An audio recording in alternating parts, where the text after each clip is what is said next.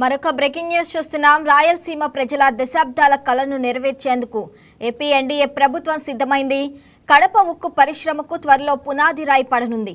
జమ్మలమడుగు మండలం సున్నపురాళ్లపల్లె పెద్దదండలూరు పరిసరాల్లో జూలై 3న ప్రతిష్టాత్మక ప్రాజెక్టుకు భూమి పూజ జరగనుంది.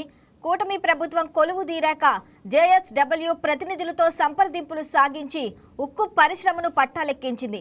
ప్రాజెక్టుకు అవసరమైన నీటి సరఫరాకు గండికోట జలాశయం నుంచి పైపు లైన్ల ద్వారా తరలించనున్నారు.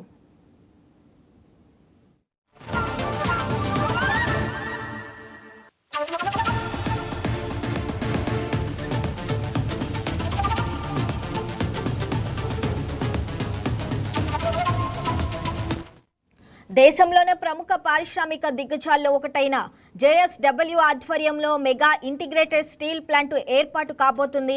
గతంలో ఉన్న సాంకేతిక న్యాయపరమైన అడ్డంకులను కూటమి ప్రభుత్వం అధిగమించేలా చేసింది.